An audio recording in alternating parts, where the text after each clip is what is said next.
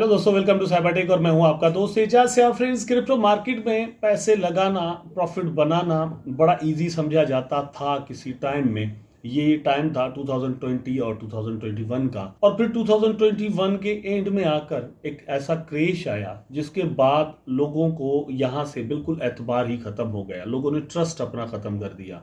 2022, 2023 बहुत ही बुरे गुजरे, लेकिन 2020 के जैसे ही स्टार्ट हुआ, मतलब इसके जनवरी के अंदर ही बिटकॉइन ने एक ऐसा मिरेकल करके दिखाया कि ट्रस्ट जो है वो वापस आ गया 2023 के अंदर ही। जो लोग पुराने ट्रेडर्स थे, जो पुराने इन्वेस्टर्स थे, वो तो पहले ही चीज़ों को समझते थे, लेकिन जो न्यू लोग थे उन्होंने वंस अगेन चीज़ों को देखना वापस आकर शुरू कर दिया, और वो देख रहे हैं। और इन्हीं की वजह से इस चीज़ के चांस हैं कि 2024 के अंदर BTC knew all time highs बनाए, जो कि शायद प्राइस जो लास्ट ऑल टाइम हाई था उसके डबल तक भी हो। तो यहाँ पर नॉट ओनली बीटीसी, मार्केट से कुछ और न्यूज़ भी आपके साथ में शेयर करूंगा दोस्तों। कैलिफोर्निया में रेगुलेशंस हुई हैं क्रिप्टोज को लेकर, वो भी उसकी डिटेल भी मैं आपको यहाँ पर बताऊंगा। और ये चीज़ें बताना, स्पेशली रेगुलेशंस की जब मैं बात करता हूँ तो उसकी डिटेल, मतलब डिफरेंट कंट्रीज रेगुलेशंस कर रहे हैं और वहाँ से जो भी रेगुलेशंस होती है मैं उनकी डिटेल्स आपके साथ शेयर दोस्तों इसलिए करता हूँ क्योंकि मुझे ये इस चीज़ का पता है, मैं जानता हूँ और आप भी समझते हैं कि जो रेगुलेशंस बाकी कंट्रीज के अंदर होंगी उन्हीं की रिफ्लेक्शंस हमें अपने अपने कंट्रीज के अंदर भी नजर आएंगी। आप वही चीज़ इंडिया के अंदर भी देख सकते हैं पॉसिबली, और बहुत ज़्यादा चांस है इस चीज़ के, ठीक है। तो ये सारी चीज़ें यहाँ पर मैं आपके साथ शेयर करूंगा। मुझे उम्मीद है कि आप वीडियो को देखना कंटिन्यू करेंगे, लाइक जरूर कर देंगे और दोस्तों चैनल को सब्सक्राइब जरूर कर देंगे अगर आपने मेरा चैनल अभी तक सब्सक्राइब नहीं किया हुआ तो चैनल को सब्सक्राइब जरूर कर दीजिएगा। सबसे पहले जो चीज़ मैं आपके साथ यहाँ पर शेयर करता हूँ वो, जैसे मैंने आपको कहा कि रेगुलेशंस जो हुई हैं कैलिफोर्निया के अंदर, वो मैं आपके साथ शेयर करता हूं कि इसके अंदर क्या है। यहां पर आप देख सकते हैं, I am signing assembly bill 39 which establish the digital financial assets law beginning July 1, 2025. This bill requires the Department of Financial Protection and Innovation DFPI to create a robust regulatory framework including licensure. अब बात यह है कि इन्होंने एक system कहा है कि भैया हम जो है वो लाइसेंस देंगे, जो भी यहाँ पर इस तरह का क्रिप्टो को लेकर काम करेगा वो लाइसेंस जरूर लेगा, ठीक। और उस लाइसेंस के बदले में अल्टीमेटली कुछ फीस भी होंगी और कुछ चीज़ें कंडीशन भी होंगी, उन पर आपको सिग्नेचर करने होंगे। मतलब यह है कि एक्सेस ऑफ द इंफॉर्मेशन कि आप अगर एक्सचेंज कोई यहाँ पर चल रही है, कैलिफोर्निया की मैं बात कर रहा हूँ, तो ये है कि कम से कम वो एक्सेस जरूर मांगेंगे कि आपके पास किस किस के फंड्स पड़े हुए हैं, उनकी अगर हमें जब भी कोई डिटेल चाहिए होगी तो आप हमारे साथ शेयर करोगे, नंबर 1। और अपने कस्टमर से आप कम से कम जो है वो पूरी उनके बारे में मालूमात जरूर ले लीजिएगा, ठीक है। इस तरह की डिफरेंट चीज़ें हैं। अब मेरा यहाँ पर जो ख्याल है कि डिसेंट्रलाइजेशन का जो कॉन्सेप्ट है वो किसी न किसी हद तक यहाँ पर मुतासिर जरूर हो रहा है। डिसेंट्रलाइजेशन तो अपनी जगह, लेकिन उसको छोड़कर भी जो अनोनिमिटी का एक कॉन्सेप्ट था क्रिप्टो के अंदर कि आप कौन है, कहां पर पैसे भेज रहे हैं, इस चीज का पता ही नहीं चलता, तो वो जरूर खत्म हो रहा है। खैर, ये सारी चीजें हैं। अब इसी तरह की चीजें इंडिया जो है वो ऑलरेडी कर चुका है। देखते हैं कि क्या होता है। इन्होंने तो टैक्स भी लगा रखे हैं और बहुत ज्यादा टैक्स लगाए हैं, जो कि मतलब भर भी रहे हैं। आगे आने वाले दिनों में ये चीजें सॉफ्ट किसी हद तक हो सकती हैं। अच्छा, उसके बाद हम चलते हैं यहाँ पर इथेरियम को लेकर के। इथेरियम का प्राइस जिस तरह से डाउन चल रहा है, आप देख सकते हैं चार्ट्स अगर खोल के देखें आप, तो इथेरियम का प्राइस कंपेरेटिवली बीटीसी से ज़्यादा डाउन आया है। और यहाँ पर जो बात चल रही है वो पेयर की ही उसी के अंदर चल रही है। लेकिन जो मैं यहाँ पर समझाना चाह रहा हूँ आपके लिए वो ये है कि इथेरियम पर नजर रखें। यहाँ पर आप देखेंगे कह क्या रहे हैं कि Ethereum losing streak versus bitcoin hits 15 months, can Ethereum price reverse course. तो क्या ये इथेरियम का जो प्राइस है ये वापस आ सकता है या नहीं। अब ये जो चार्ट आप देख रहे हैं ये इथेरियम वर्सेस बीटीसी है, उसके अकॉर्डिंग में अगर हम देखें तो प्राइस अच्छा खासा डाउन है।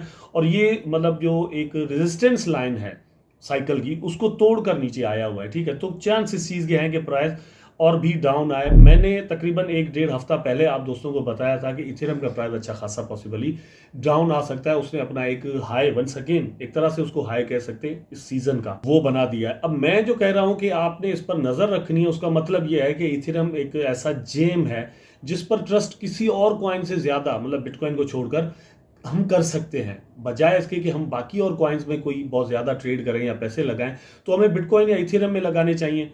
अगर ये आपको सस्ते मिल रहे हैं तो, और इथेरियम के और भी सस्ते होने के चांसेस दोस्तों अभी हैं। थोड़ी ही देर पहले दोस्तों मैं आपके साथ ये बात कर रहा था कि बीटीसी का प्राइस बहुत ज्यादा ऊपर जा सकता है, मतलब इतना पोटेंशियल मार्केट के अंदर, क्रिप्टोज के अंदर जरूर मौजूद है, और एक स्पेस ऑफ यूटिलिटी जो है वो दुनिया के अंदर भी मौजूद है। लेकिन दो चीजें रोकती हैं, एक तो ये है कि दुनिया के हालात खराब हो जाते हैं, दूसरा ये रेगुलेटर्स, मतलब ये जो सरकारें हैं, गवर्नमेंट्स है पूरी दुनिया की, वो फियर पैदा करती हैं रेगुलेशंस को लेकर, तो वहां से जो है वो थोड़ा ग्रोथ स्लो हो जाती है। लेकिन इसको हम नेचुरली साइकिल भी कहते हैं। नेचुरली हमने देखा है कि 4-4 साल के बाद ऐसा सीन होता है। तो यहाँ पर वंस अगेन वो 4 साल कंप्लीट होने वाले हैं हाविंग को, जो कि 2020 के अंदर हुई थी बिटकॉइन की, और 2021 के अंदर हमने बहुत ज्यादा प्राइस को ऊपर जाते हुए देखा। यहाँ पर 2024 के अंदर वो हाविंग वंस अगेन दोस्तों होनी है, और 2024 एंड 5 एंड 6 ये 3 साल के अंदर मतलब चांस हैं कि बहुत ज्यादा प्राइस जो वंस अगेन ऊपर चला जाए, फिर उसके बाद उसकी बात की देखी जाएगी। यहाँ पर आपकी स्क्रीन पर भी बिल्कुल कुछ उस तरह की प्रेडिक्शंस हैं, आप देख सकते हैं। लोग ऐसा सोच रहे हैं, कह रहे हैं, चार्ट को देख रहे हैं, फाइनेंस के जितने भी इंडिकेटर्स हैं वो लगाकर चेक कर रहे हैं कि बीटीसी का प्राइस बहुत ज्यादा ऊपर जा सकता है। 2030 के लिए ये प्रिडिक्शंस आ रही हैं कि बिटकॉइन का जो मार्केट कैप है वो ट्रिलियंस ऑफ द डॉलर का हो सकता है, और बीटीसी का प्राइस जो वो 2.5 से 3, 4, 5 लाख डॉलर तक भी पॉसिबली 2030 तक जा सकता है। अगर ऐसा कुछ होता है तो आप खुद अंदाजा करें कि जो अर्ली इन्वेस्टर हैं वो कितना प्रॉफिट पॉसिबली यहां पर बना सकते हैं। अच्छा, ये एक बुलिश न्यूज आपके साथ शेयर करता हूं। ये वो चीजें हैं जो कि क्रिप्टो मार्केट को उतना ऊपर पॉसिबली लेकर जा सकती हैं जितना हम कह रहे हैं। और मैंने थोड़ी देर पहले आपको कहा कि स्पेस बहुत ज्यादा मौजूद है फाइनेंस की दुनिया के अंदर इसकी यूटिलिटी को लेकर, कि लोग इसको यूज करें, कंपनीज इसको यूज करें। किसको? क्रिप्टो करेंसीज की मैं बात कर रहा हूं। तो ये है कि SEC reportedly want appeal court decision on grey scale bitcoin ETF। कल के वीडियो में मैंने कहा था कि ये सारा सीन होने जा रहा है। कोर्ट जो है वो कह रही है कि आप इनकी एप्लीकेशन पर बात करो, इनको एक तरफ करो। और जो SEC है वो इसको पहले तो डिले कर रहा था, लेकिन अब बात ये हुई है कि वो इसको अपील भी नहीं कर रहा, मतलब रिव्यू अपील भी दायर नहीं कर रहा। वो लगा नहीं रहा कि भैया आप मतलब कोर्ट जजेस को कहें कि आप ये करने पर हमें मजबूर मत करो। तो ये अगर दोस्तों ऐसा हो जाता है, जो कि एनालिस्ट कह रहे हैं, ब्लूमबर्ग के एक एनालिस्ट हैं, उन्होंने कहा है कि जनवरी 2024 के अंदर ये ग्रे स्केल का जो ETF की एप्लीकेशन है ये कबूल कर देंगे, ये इसको एक्सेप्ट करेंगे, और इसकी ट्रेडिंग जो है वो बाकायदा तौर पर शुरू पॉसिबली हो सकती है। मे भी मतलब ये इसको एक्सेप्ट करें और कोई डेट दे दे कि फलां डेट से आप ये सारा काम स्टार्ट कर सकते हो, तो वो आगे जाकर होगा। अब अगर जनवरी के अंदर ये सारा होता है और फिर अप्रैल के अंदर हाविंग होनी है बिटकॉइन की, तो फिर आप खुद ही अंदाजा करें कि कितना बुलिश सेंटिमेंट यहाँ पर 2024 के अंदर बन सकता है। एक चीज और भी ऐड करता चलो इसके साथ साथ, वो यह है कि ये अकेली एप्लीकेशन नहीं है ETF के लिए।